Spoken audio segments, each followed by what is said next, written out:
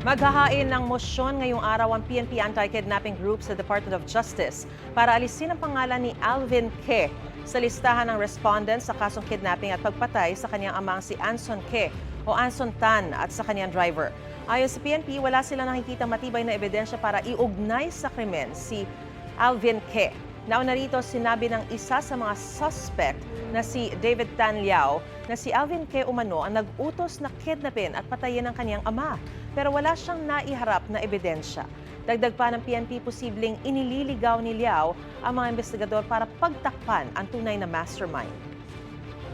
Maliban sa mga claim ni Tan Liao, hindi naman niya maback-upan yun. Yung sinasabi niya, restaurant na pinuntahan nila, may mga tawag sila between him and Alvin Ke. Wala siyang maipatunayan doon.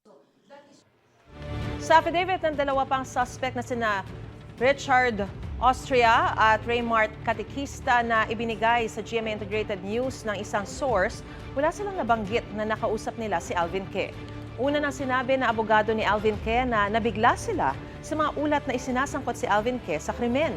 Nakikipagtulungan daw si Alvin at ang kanilang pamilya sa pulisya kaugnay sa investigasyon para makamit ang hustisya para sa kanilang padre de pamilya at sa kanyang driver na si Armenie Pabilio. Gusto mo bang mauna sa mga balita? Mag-subscribe na sa GMA Integrated News sa YouTube at tumutok sa unang balita.